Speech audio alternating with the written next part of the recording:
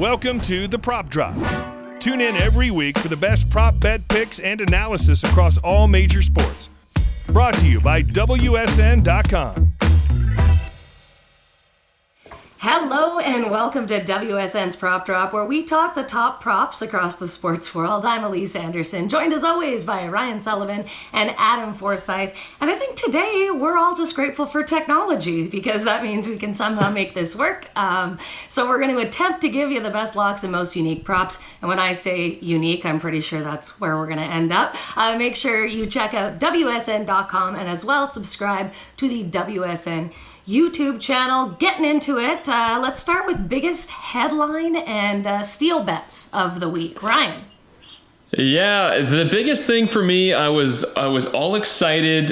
We actually just moved, which is why I have nothing on the walls here, but I apologize. But you had nothing on the walls at your old house either. Don't lie.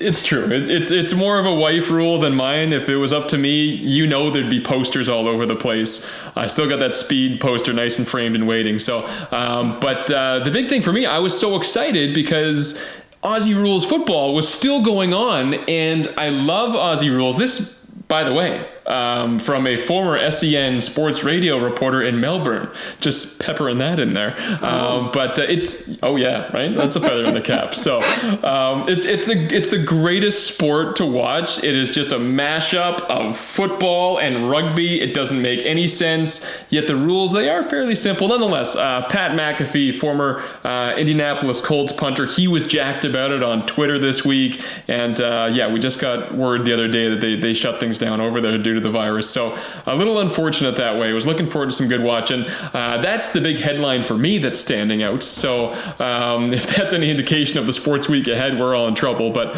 nonetheless, the biggest steal of the week, if you're checking out FanDuel, which I highly recommend that you do, because there's some gems on there right now.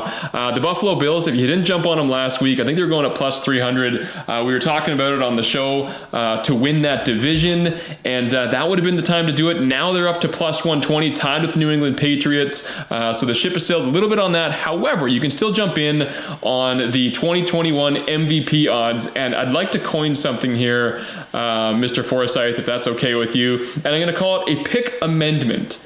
Because last week I took Patrick Mahomes. This entire show's been a pick amendment for you. Not true, okay? But last week I took Mahomes, and I believe you were siding with Jackson a little bit. I'm changing things up now. I'm going on the Jackson train, and he's going off at plus 600. Reason being, the Chargers have upped their defense. The Raiders have upped their defense. This is all within the last 7 days. That means that there's 4 right there. Count them, 4 very tough games in Patrick Mahomes' future. I'm siding with Lamar Jackson. That's my steal. That's my steal of the week. That's what I'm going with. All right. Well, before I get to mine, how about we hear for Alece? What are your headlines and steals of the week?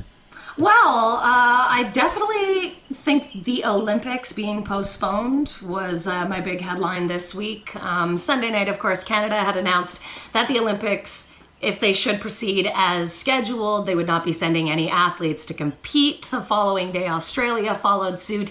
And then Monday, IOC committee member Dick Pound, who has the greatest name of all time, or the worst, depending on how you want to look at it, he announced that postponing the games would be almost inevitable. And he was right. Tuesday, they did announce they would be postponing them a year.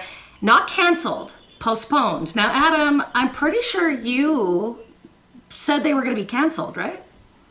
They still haven't been. That's right. But they will be. They will be. Well, for now, they're postponing them. They're hoping for next summer, at the latest, would be late summer. And then I thought it was really interesting when I was reading about it. This is only the 4th time since the modern Olympics were held in 1896 that the games have been drastically affected by outside forces. The other 3 occasions were cancellations during the First and Second World Wars. So it says a lot about what's going on right now, and yeah, like crazy. That stuff just doesn't happen. As for my biggest steal of the week, believe it or not, hockey betting is still underway at 888 Sport. Belarus Extraliga and Russia Liga Pro Sport. Yeah, you heard me correctly. If you need your fix, they've got you covered. I'm not even going to attempt to pronounce the other team names, so just head on over to 888 Sport and check it out there. Throwing it over to you, Adam. All right, well, my biggest headline of the week, because I think you guys covered the big ones, the Olympics being postponed and coronavirus. So and Aussie rules football. Sure. Okay.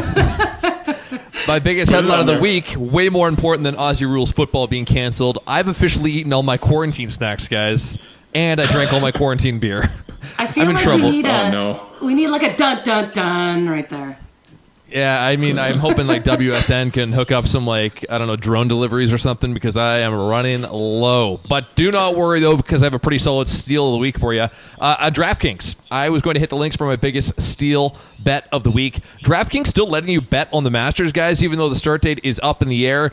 And I think people are still seriously undervaluing Matthew Fitzpatrick at 80-1. He's quietly become one of the most consistent golfers on tour, both in North America and in Europe. He had a 7th place finish at Augusta National, and he's made the cut in his last 4 appearances. I am picking him to win, and a top 10 finish pays 8-1. That is my DraftKings steal of the week. Love it. Not bad. For our next broadcast, we want to hear from you, especially now. Did you agree with our picks? Where did we go wrong? And most importantly, give us your wildest prop predictions from any sport, and we promise to discuss the top comments in next week's show. Be sure to like and subscribe for the most up-to-date prop predictions. And before we get to our prop selections for this week, for our listeners living in New Jersey or West Virginia, go to WSN.com for special bonuses and deals. If you want to bet on this week's games, you can compare the best legal online sports books and get exclusive offers when you sign up and start betting. Now, okay. Alece, Yes. I have a quick question. I assume that you're the expert on this. This is a huge matchup we're talking here. Are you taking Yunost Minsk or Shakhtar Sologorsk in the Extraliga? Option number 1, Ryan. There it is. It's a good choice. That's a good choice. They're the favorites. Yeah, thank you so much. Getting over to some baseball. Over-under odds were released this week for MLB to have a 105-game season. Your thoughts, you guys, on a shortened baseball year? I think this is actually kind of a cool thing. I mean, obviously it comes, in the wake of such a negative, but at the same time, for the average baseball fan, the number one argument out there is that the season is just way too long. 162 games. Even just hearing that number compared to every other major sports league, it's crazy. And a lot of fans have a hard time getting around that. Oh, the season's too long. I'll pay attention in September when things wind down. But this actually, this adds an element of every game is crucial. Everything counts for quite a bit here. Not to mention, when it comes into the first month or two of the baseball season, they didn't get to finish up spring training. So there's still a lot of guys battling for different jobs here and there. Rosters aren't really going to be set for that first month or two. So you're probably looking at, when it comes down to it, probably 80 games, maybe 70 that actually really matter when each team has its finalized roster in place. So this is going to create a lot of excitement, and I'm pretty stoked for a shortened baseball season. I think that's a great thing. Aside from, the season ticket holders or the hardcore fans out there, for the average guys or the above average fans, which I think I fall into, I think it's a pretty great thing. And I think in TV ratings wise as well, they're going to shoot up like crazy because every game counts for so much more. Not to mention the parity of this league. We'll actually see some parity for a change, something we haven't seen in Major League Baseball in a very long time. So wait, Ryan, you think there's going to be parity over 105 games? I think there'll be more parity. Maybe still 105 games. Maybe so I missed out. Maybe I missed out on that. But I mean, we can kick it around. But you look at some of these great teams and some of the news coming out the past couple weeks. Noah Syndergaard, Gonzo. Okay, Mets are out of contention. He's their stud. Chris Sale out. Tommy John. He's their stud as well. Now that of course Mookie Betts is gone too. So you take them out of the mix. Now you're welcoming in a ton of teams that could vie for a wild card. I think it could create some excitement. It could be more exciting than the 162 games where you know what you're going to get. What about the prop itself? Are you going over or under on the 105 games? I'm gonna go under on the 105 games because really that just means that you're missing out on 2 months and change. And I mean, this MLB season will be starting right around now. I'm gonna go on the under. I think we're gonna miss a little bit more than what we're ranking for right now. Yeah, I'm hammering the under on this prop for sure. For the last month, like every single betting prop that we have discussed about the coronavirus has been way off, and I personally cashed in it on a ton of them. We had the bet about if March Madness should be canceled. I said absolutely. If major sports would be shut down, I said yes. Olympics postponed, absolutely. The seriousness of this outbreak seems to increase like every single day as we learn more about the virus. The end date for the World to Recover keeps getting pushed back. So like for the MLB season to reach 105 games, you'd have to kind of start around June 1st. Between that date and October 1st, there's 122 days. So somewhere in there, that's just too tight for a turnaround. Teams will have like mini spring training camps. They got to get started. Like logistically, way too much stuff to figure out. I think a more realistic number for a season is like 70 games, and that's where parity comes into play, like you were discussing, Ryan. You could start in August. You could probably, they're going to be playing in empty stadiums at that point if they play at all. But you could have somewhat of a meaningful 70-game season, hold the playoffs in the middle of October. Either way, if it's a virus-related prop we're discussing on WSN, I promise you I'm taking the under pretty much every single time. Under on a 105-game season. Yeah, you guys both said it. Under's the way to go. It's a long baseball season. I'll take any baseball I can get. So let's talk shortened season. Are there now new World Series contenders on the board? I think absolutely. We just kicked around, and I mean, Adam, to your point, more than 105 game season, there's definitely more parity on the board here. And Alece, I know you have a soft spot for the Blue Jays. I think they're actually they're in wild card contention now. They were probably out of the conversation a few months ago, but and they still are. They still are. Yeah, No, they're not. Well, we'll see. We'll see. They got youth on their side. That could be a good thing here. That's right. But with the Red Sox losing their ace, with the Red Sox, just giving away bets for that was the DeAndre Hopkins trade of Major League Baseball. Let's throw that out there. But anyways, the Red Sox are free falling here. The Jays could actually be battling in that division a little bit. And then you just flip things over. You look at the NL, and a team that I always want to see succeed. This goes back to my love for the Chargers when they were in this market, when they were playing in San Diego. There's something about the hot San Diegon sun that just injures, that just cripples a team in the clutch. Every single year it seems like the Padres are doing pretty well. They're decent out of the gates, and then injuries cripple them. This could play well. A shortened season could play well into the team that usually gets injured around the halfway point. So maybe they could survive to the playoffs and make things interesting from there. I agree with you with the shortened season. There will be maybe some teams that kind of pop up as World Series contenders that you would not really think would be there. You absolutely nailed it with the Mets canceled them. They were kind of long shots to begin with, but as soon as Syndergaard goes down with the Tommy John surgery, I'm not considering them. Same with the Red Sox, as you just mentioned. So in terms of wild World Series contenders, it's just kind of too hard to get a lay of the land right now. One thing I do advise WSN gamblers to kind of look into is the top pitching prospects, because closer to the start of the season, you got to keep close tabs on those prospects. They kind of bury them in the minors for salary cap reasons and for team control moving forward. Now there's going to be a lot of long shot Cy Young candidates. Team often will start their rookies in the minors, as I mentioned, but then they get called up. Yeah, I like it. Yeah, the innings and the pitch counts, they're going to be very limited in a full season, but now you got to turn them loose. We saw last year with the Padres, they had their star Chris Paddock. He was one of the best pitchers in the majors, but they had him on an inning restriction. So, he could have been a Cy Young candidate, except they would pull him after the sixth inning every single time. In a short season, teams have no choice. They have to go all out, turn their stars loose, hope for the best. And I think a rookie pitcher might surprise when it comes to Cy Young consideration. So poke around, look for some on WSN.com, and you might find some gems. Nice. Other end of the spectrum. Oh, sorry, Lisa. I was going to ask, Adam, what's your thoughts on the damage to be done by Felix Hernandez in Atlanta? He will not make the opening day roster. That's probably a safe bet. Nice and short for you. The king has been dethroned. Yes, fair enough. Listen, in all of that, I heard Blue Jays have a shot at the wild card, so I'm going to go with that and run. Fingers crossed. Fingers crossed That's for you. right. You never know. Maybe it'll be time for Pearson to make his debut, talking about young pitchers, right? Exactly. Absolutely. Where is the easy money here, guys? I'm going right to the top of the board here. We got the Colts and the Chargers. The Colts are favored to end the year with a few more wins than the LAC, and I don't know if I see it. I think there's some pretty good money to be had here if you want to jump on the Charger bandwagon.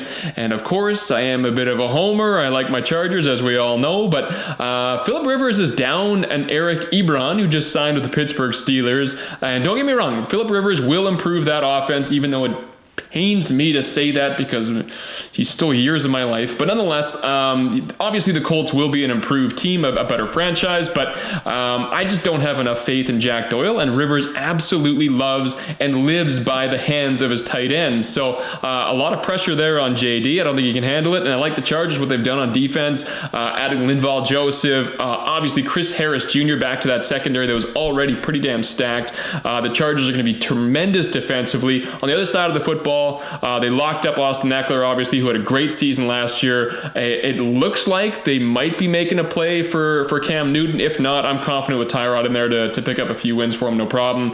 So of all the ones on this board, that's the matchup that's appealing to me. And also, the Cowboys favored over the Houston Texans right now as well.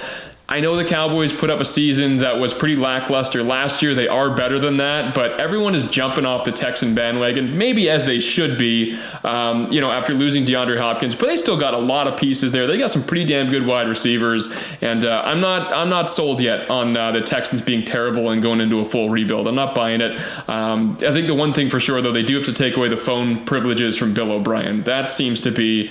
Do not let him make any more deals. He doesn't know what he's doing. That was brutal. But those are the two that are appealing to me. All right, well, Ryan, being stuck in this quarantine, I am in the gambling mood right now. So based on the advice you just gave, I would like to make a bet with you, sir. Oh, bring it on, buddy. What do you got? All right, we'll do a case of beer that the Colts. I think the Colts will have more wins than the Chargers if Tyrod Taylor is the starter on week number 1. So this is if Tyrod Taylor is starting quarterback. Yes, because that's what you just said. For a case of beer. Yep. And the winner gets to decide which beer? Sure. Something tasty. WSN lager.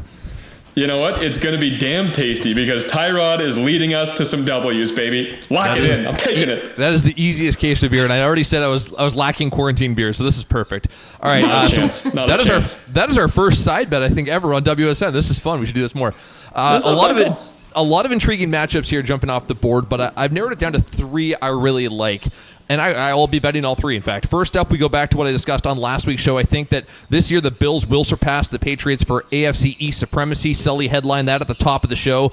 The head-to-head showdown is currently paying out plus 125 for Buffalo. The last time the Bills finished the season with a better record than New England, you'd have to go back to the year 2000. So, yeah, it's been a while. But I think with Tom Brady gone, Josh Allen getting better every year, the tide's turning in Buffalo's favor. I'm going to grab them while they are still considered underdogs.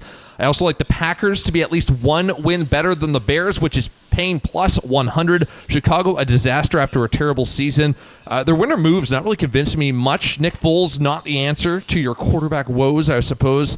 You did nothing to really improve your shaky receiving core, so I like the Packers there. And finally, I'm selecting the Ravens to have 2 or more wins than the Steelers at minus 110. Baltimore in line for a bit of a regression after Lamar Jackson's breakout campaign, but I mean, come on. Pittsburgh is going to be horrible this year. Ben Roethlisberger is being held together by duct tape at this point. His running back, James Conner, not much better. Even if the Ravens only manage to earn, say, 10 wins this season, I'm very confident that is enough to win the bet. So there's 3 winners for you guys. I'm going to throw another log on that fire. I love the Bills bet. I think that's a great call. I'm Stefan digging it. That's fantastic. I'm going to beat you to the first one on this show. Yeah, how's it paying out at plus 125? That's awesome. It's unreal. It's amazing. I mean, that right there could be the absolute steal of the week. We were throwing him in the top of the show. We didn't throw that one out there. And yeah, the Ben Roethlisberger thing. Have you seen Roethlisberger in hiding? Like, he looks like a Yeti. Duck Dynasty, baby. I didn't know if that was Roethlisberger or Joe Thornton. Yeah, it's pretty bad. Sticking with the NFL, Top Bet has released a ton of NFL draft props, 57 to be exact. What jumps off the board here to you guys?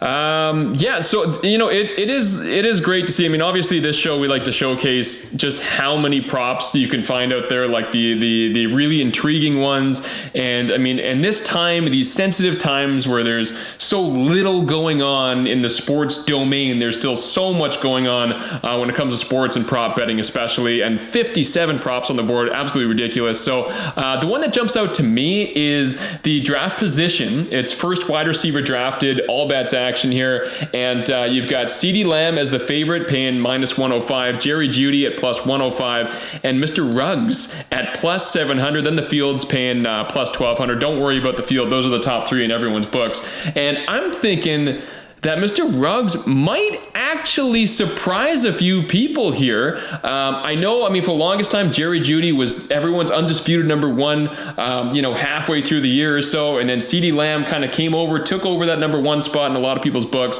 But Mr. Ruggs, Henry Ruggs, is just so similar in so many ways to the cheetah, to Tyreek Hill. And if you knew that Tyreek Hill was going to be in this draft and he would look the way he does in the pros, would you not jump at him right out of the gates?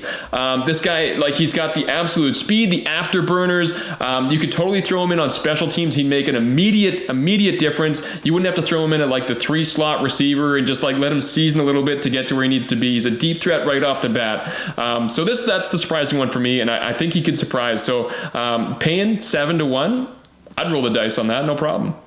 I feel like, Ryan, you might have taken a peek at my game notes here, because that is also the prop that I had written down. Sorry. Ruggs paying plus 700 is definitely worth throwing a few dollars on as a long shot, because I think he is the best option on the board. CeeDee Lamb at just minus 105. He does obviously have a great shot at being the top receiver pick, but at minus 105, the value's not quite there for me to get on board with. And then also sticking with Ruggs, I mean, he's a guy who already made me some money this spring with his performance at the Combine. Top bet is an over-under prop regarding the draft spot for speedster Henry Ruggs, and I'll be taking the under of 15.5. It pays minus 145, so not a lot of great value, but again, there's no way he gets to that 16th spot. The receiver has big game talent, as Ryan just mentioned. He can make an immediate impact on the NFL roster. I personally think he won't get past the Raiders at the 12th spot. Their offseason has been really focused on improving their defense, but they can greatly improve their offense by snagging him at 12. So I don't think there's any way that Ruggs is still on the board when the 16th pick comes around. So there's some free money for you, paying minus 175 through WSN.com.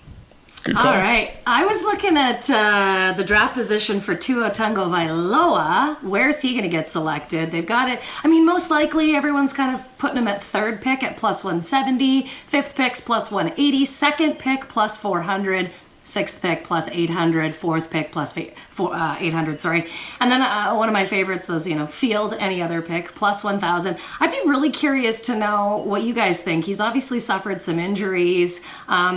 Any thoughts on where he might go? Yeah, I mean, I don't see him making it past. I don't see him making it past the fifth pick. So, I don't think the Chargers will be in contention. Picking sixth, which of course I would love to see. But to be honest with you, I'm kind of wondering if there's a chance that maybe Washington deals out of that number 2 spot. I mean, they're going for the edge rusher there, Chase Young, who a lot of people have regarded as the best athlete, the best talent in this draft. So why would you give that up? Not sure you would, but if they could move back to just the number 6, if they did a swap with the Chargers, if they did a swap with the Dolphins, a swap even with the Lions, just to make sure the team moving up gets a chance at drafting Tua. I think that pick could be in play, and there's a lot of smoke around. People saying Matty Stafford might not be the guy of the future. Maybe they'll bring in Tua instead. Not a lot of fire there, as the front office of the Lions have kind of denied that, and they're sticking with Matty Staff. But I don't see him making it past the 5th pick. And I think, Alece, you chose this prop because you just like saying Tagovailoa. Nailed it. That's 100% what Which is fun. That and the Belarus hockey team names. I mean, we could make a show all of that. It's true. We could. How to pronounce?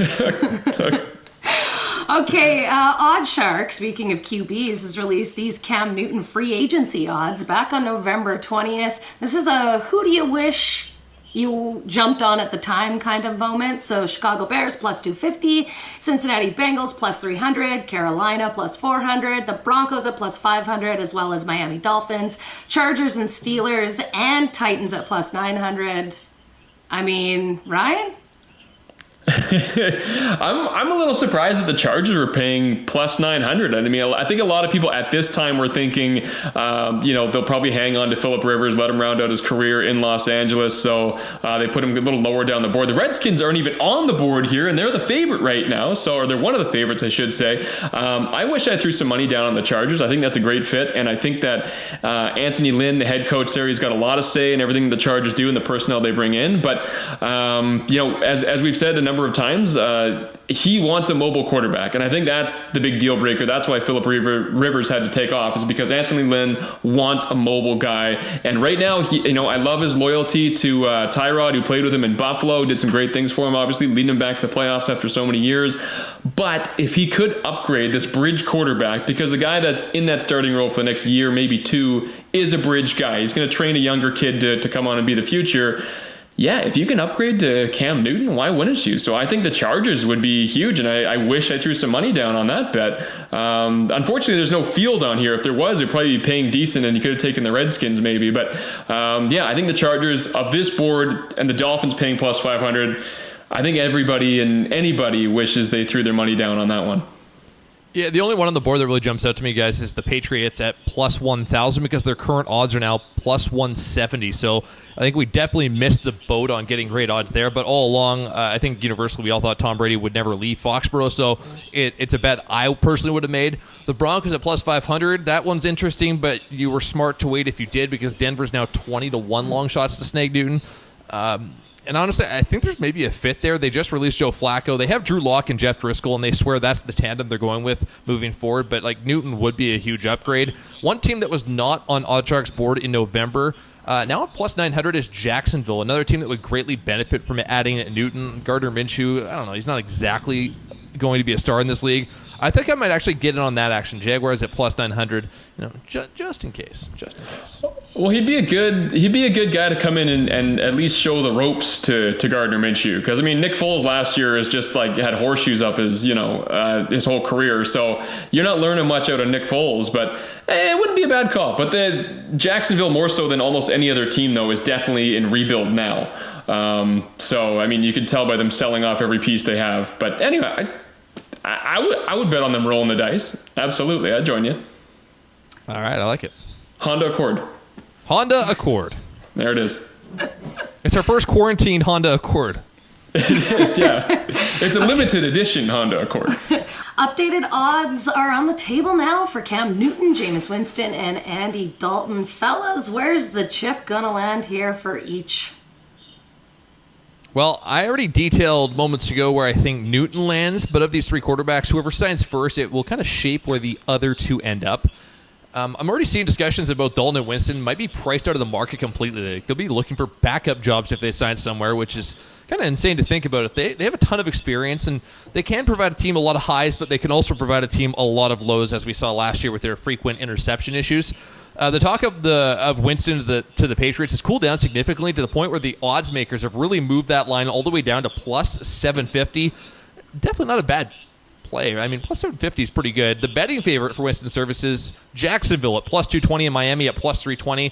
I like the fit for the Dolphins, especially if they are targeting Tua in the draft, as the rumors suggest, because Winston would be a solid kind of one-year fill-in, prepping Tua for life in the NFL. And then in a similar spot, Dalton, one team that's quietly gaining traction in all this talk, is the one he's already on. The Bengals are going to take Joe Burrow first overall, but keeping Dalton around, even with that heavy price tag, not exactly a bad thing. The veteran, well-respected in Cincinnati, and he would be a solid mentor for Burrow. So, it's all kind of up in the air as to who signs first, but I think that the Dolphins for Winston and the Bengals for Dalton.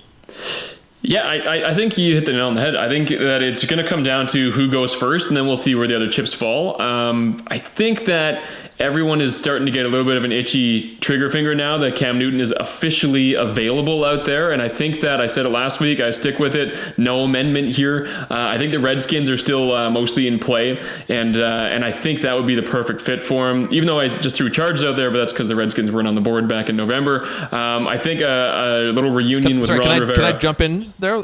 But did they just made a trade for Kyle Allen? So what the direction kind of goes out the window, right? If they have Dwayne Haskins, Kyle Allen, and Cam Newton.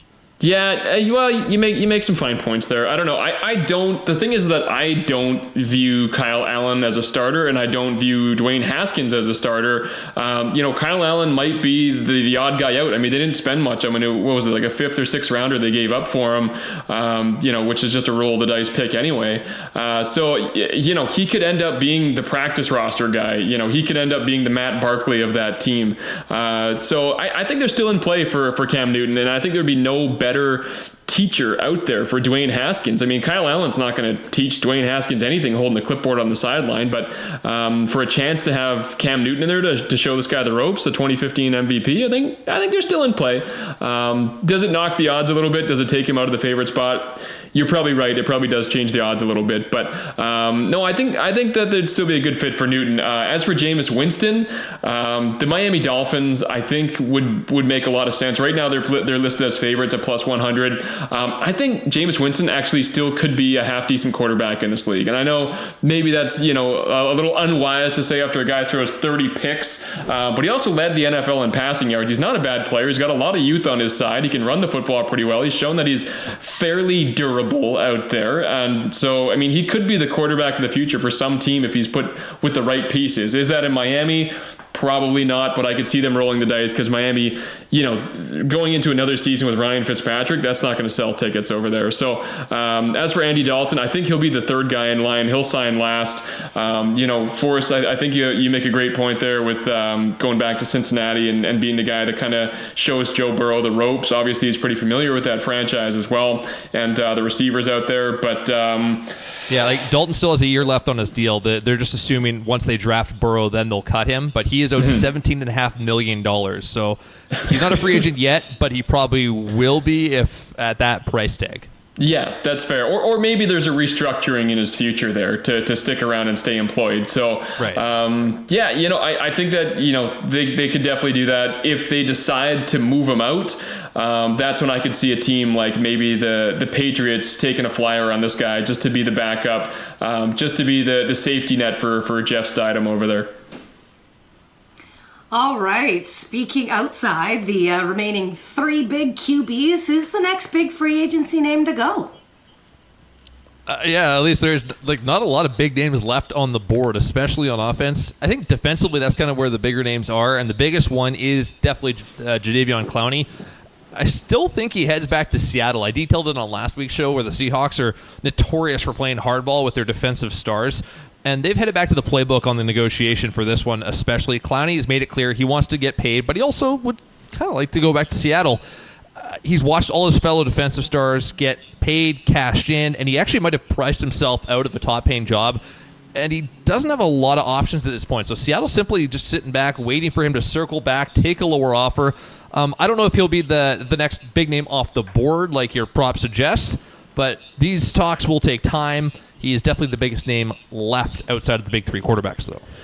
Yeah, and I agree with you on that one. I think Clowney will obviously that's going to be a huge one. When it comes to the defensive side, yeah, that's where you're seeing most of the names now. All the sexy names on offense seem to have locked up and found new homes. So at this point in free agency, I'm going to throw something out there for after Clowney does sign. It's going to be Shelby Harris of the, most well-known for his time with the Denver Broncos here. He's rated number 57 on the board on Pro Football Talks, remaining free agents, top 100 free agents going into free agency. And he's one of the few guys that's still remaining out there on the defensive side of the football.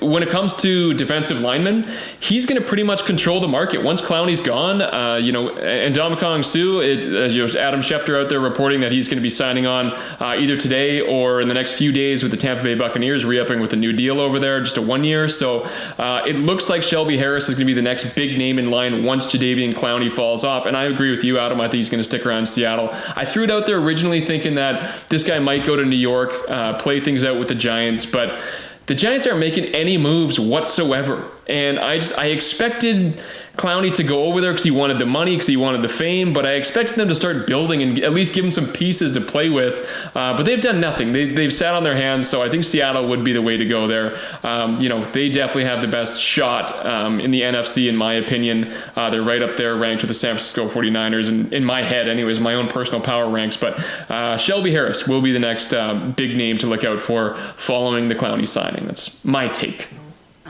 Remember to head over to WSN.com for extensive odds and free picks for all major sports.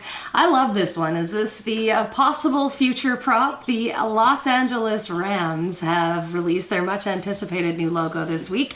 How long until they get sued?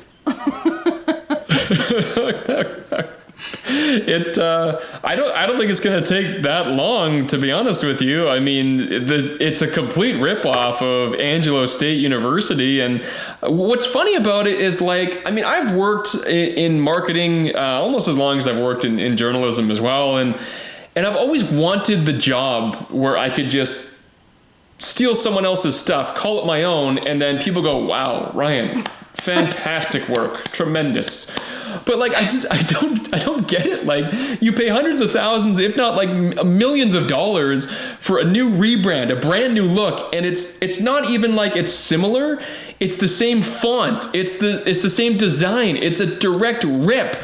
I just don't get it. I think it looks great on Stan Kroenke though, because that Rams logo, it wasn't that bad. The stadium, by the way, looks exactly like the Rams logo. You might as well keep that around. But it doesn't make any sense to me. Whereas you could have just tweaked it, done a little tweak, a little tiny tweak, like the Chargers did with the Bolt. And I love what they've done. It looks awesome. But the Rams decided to go for an overhaul, and I think it's going to cost them. Angelo State is going to want some money. Well, I love how you guys and people were so fired up on Twitter. People are so mad about this. Guess what, guys? Angelo University stole it from the Rams. All right? You know the Rams have been around for a long time, going back to the 90s. Check out Angelo University's helmets. They are the Rams helmets from the 90s. They're probably the exact same helmets. They just bought them on a discount store or something. And even if you were going to sue, good luck going up against a league that owns a day of the week. The Rams in the NFL will just drag this out in courts for years. I do like the marketing spin by the Rams, though, now that they've received a little bit of pushback. I want to read exactly their verbatim quote when they were accused of stealing this. So they went into great detail explaining how this logo works. The LA mark was crafted with a focus on the horn, intertwining with LA, ensuring that Rams are forever tied to the city of Los Angeles. Get out of here with that BS. That's so stupid. But yeah, I mean, come on. You're not... They didn't steal the logo. See, it's theirs to begin with. I don't think you can make an argument with a helmet, though, because everybody out there, I mean, are you going to sue Rick Moranis for stealing the Giants logo back in the day on the helmet? I don't think you can do that. That's a little Giants reference. But, when it comes to the actual logo, the actual font, everything, the word mark, I think you might have a case there. I think Angelo State, who I'm assuming has less money than the Los Angeles Rams, could make a few bucks here. I think there's an argument to be had. Because the Rams are just turning around all right, we're going to sue you for using our helmets. You know what? I also want to point out that you stole a line from Concussion with Will Smith, did you not? Tell the truth. They own... Yeah, they own a day of the week. They own a day of the week. Calling you out. Tell the truth. All right, let's move over to the NBA. A new prop from Bet Online is out there with opening spreads for the Lakers-Bucks NBA Finals. Are we not jumping the gun a little bit here? Yeah, at least. I mean, most of the time, I love finding these obscure props, but I'm just going to save everyone a bunch of time and money here. Do not bet on this. This one is just setting you up to be a loser from the start. Increasing chatter that if the NBA returns to the season, one option being looked at as the top team from the East and the top team from the West would face off, so the Bucks and the Lakers. So that's why this little prop is out there. Even if that is the case, though, why would you ever consider, say, betting on Game 5's point spread between these two teams this far out, unless you're a diehard Lakers fan and you're just going to do it anyways? I just don't think you make this bet. It's just dumb. You're just tying up your bankroll on a prop that will never pay out or probably even occur. Save your money. Trust us at WSN to find some better odds out there, better value. We'll keep you entertained during the self-isolation, I promise. Yeah, you're not wrong. And the thing is that, obviously these betting sites, much like everybody right now, is trying to find a way to get people involved, trying to find a way to make a sale and to bring in $1. And this is one of those ways. We usually like to point out the different props that are going on, some really intriguing ones. This one is just taking money. This is an absolute steal because there's zero guarantee that, there even will be an NBA Finals this year, let alone it's going to be the Lakers and the Bucks. The thing that I don't like about this, though, is that it's a total slap in the face to some other major contenders out there. The Clippers, the Nuggets are having a great season. The Jazz, you look at the Eastern Conference, obviously the Toronto Raptors trying to defend their title. They're having a great season, and they've given the Bucks trouble so far throughout. The Celtics making noise as well. It's an all-around no across the board. Do not touch this prop if you find it online. Steer clear. That is the best advice I think anyone could give. All right, and actually, Ryan, you said it. If the season continues at all, like so many other leagues have, is it possible the NHL and NBA call it quits this year? Clearly it's possible. We're already down to a point where the Olympics are being postponed till next year. We have zero word on anything coming back. I guess the only difference now would be they get a little asterisk this year as the Astros have, and that basically means the same thing. No winner that year. Yeah, it just comes down to at what point, do you want to just pack up shop and realize that you have to think about next season? Yeah, that's the thing, is that if you do get things back on track in the next few months, there will be an asterisk, guaranteed, if somebody wins the Stanley Cup or the NBA championship, because you took a 2 or 3 month break there and teams got to catch their breath. Do you want to go down that road and then start training camp a few weeks after the season ends? Or do you want to just suck it up and say, okay, you know what? Sorry, guys, no season this year, no winner. Let's focus on next year. You could totally do a little March Madness thing, which I think would be awesome. I think it would be amazing for ratings and stuff if you had every team in the NHL play off one game. Same thing with the NBA or any other league out there. But, do you want to do that? Do you want to risk your players, putting them up towards injury, potentially doing something like that as well? Or do you want to just suck it up and say, okay, you know what? We missed too much time. We're not playing hockey games into the middle of August here. Nobody goes to games in Florida as it is when it's that hot out. When it's that hot around the rest of the globe, I don't think anyone's going to hockey games either. I think there's a very real chance that we pack up shop in two of the big major sports in North America. And I think, the NHL and the NBA, those are the prime candidates. Yeah, looping back to what we discussed in the first prop of the show with the Major League Baseball and possibly a 105-game season. And I said every single coronavirus-related number that is thrown up there, I will take the under on that because it's just, I don't know, it seems to be getting worse by the day. We're still in the early stages of this thing, and I just don't see how the NHL or the NBA can possibly come back at any point this season. I think both leagues are starting to casually acknowledge that, maybe behind the scenes a little bit. The NHL speculating that they will not hold the draft combine or the draft live this year. And I don't know, I saw a meme this morning actually is saying that I can't believe it's been 3 months since the last NHL game, and someone pointed out it's only been 13 days. It feels like it's been 2 weeks since the NHL. It felt like a year ago. That's how long things have. And unfortunately, I don't think we're going to see things for quite a while. It's best for these leagues to just pack things up and just get ready for next season and ride this thing out. Yeah, and that's the thing. For the Olympics or for a Euro 2020, who just announced earlier in the week that, okay, guys, we're going to move this tournament for some reason to 2021, but we're still going to call it Euro 2020. Don't really understand that, but is that they have the opportunity to do that because you have a year break there. If you're the NHL, training camp starts in August generally, maybe late July.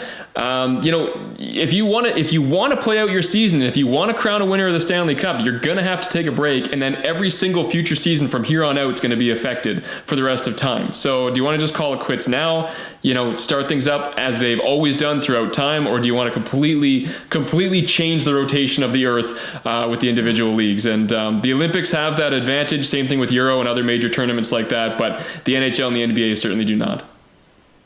All right, so as we all know, we've been relegated to working from home this week. I want to know, actually, there's kind of a main thing I want to know, but what have you found on Netflix to help pass the time? If you have not gotten into Tiger King, I don't know what else you're doing with your life. This is what everybody is doing right now, is watching this insane show. So you're going to find out pretty quickly. The guy's name is Joe Exotic.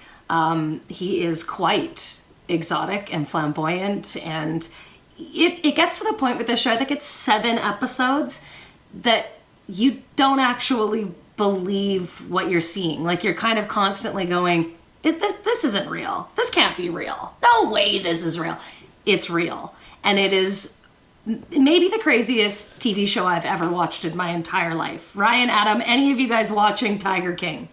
I am definitely watching Tiger King. I've watched it all the way through, and yeah, it's pretty chaotic. It's about these big cat park zoos essentially across America, and it turns out there's like more cats, like big cats, lions, tigers, living in captivity than there are in the wild. And this documentary series kind of just does a little bit of a deep dive on a few of them.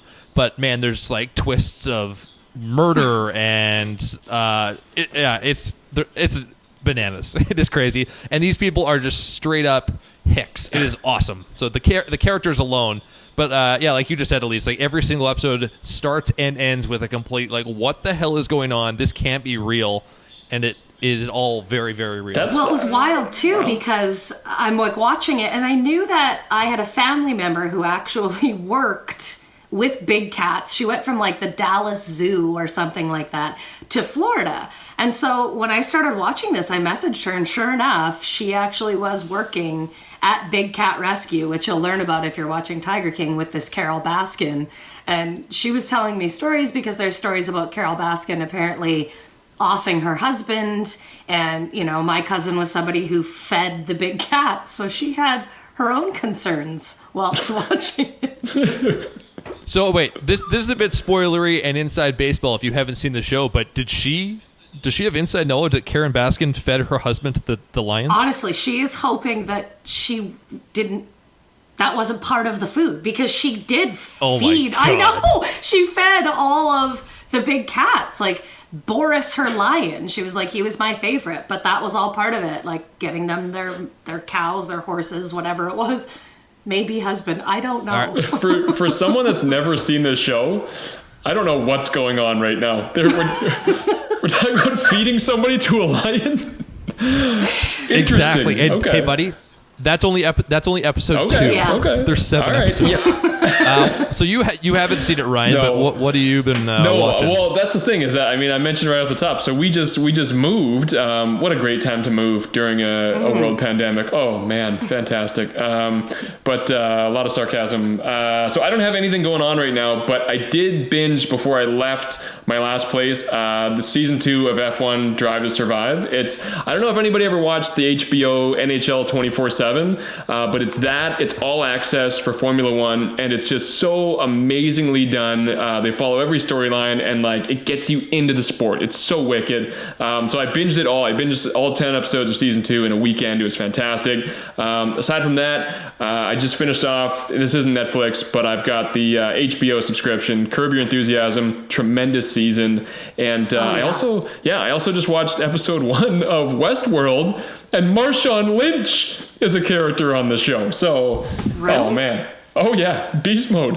He was pretty good too. He was all right. Yeah, it's one of the worst. I don't know. We probably can't do it here. I'll set it up for next week. But his little fake punch to the guy, like I watched it in slow motion. It might be the worst acted out fake punch I've ever seen. But Marshawn Lynch, right back in the thick of things. Love it. All right, and I'll wrap this thing up by a couple of quick recommendations. I am fully on board with Alece saying Tiger King. A couple of comedy specials just came out on Netflix. Tom Segura's was out on Tuesday, and man, it was hilarious. Curb Your Enthusiasm, I agree with Ryan. And then here's a really random one that a bunch of people told me to watch last year, and I didn't get around to it.